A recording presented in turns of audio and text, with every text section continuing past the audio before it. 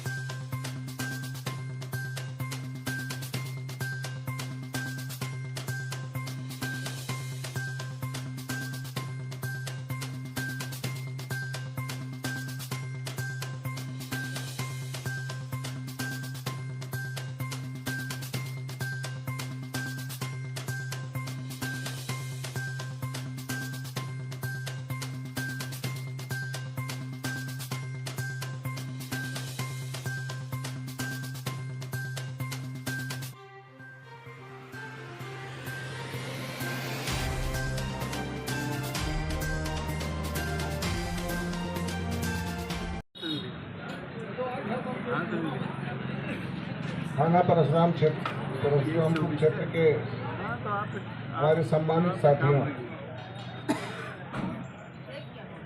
Uttar Pradesh police माह नवंबर को यातायात माह के रूप में मनाती है।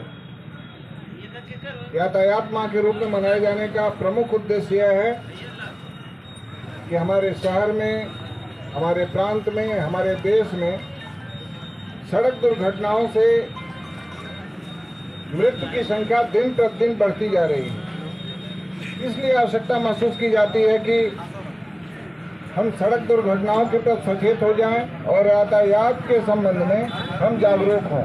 इसीलिए यातायात माह यह जागरूकता के लिए मनाया जाता है और यह उत्तर प्रदेश पुलिस का विशेष थीम है।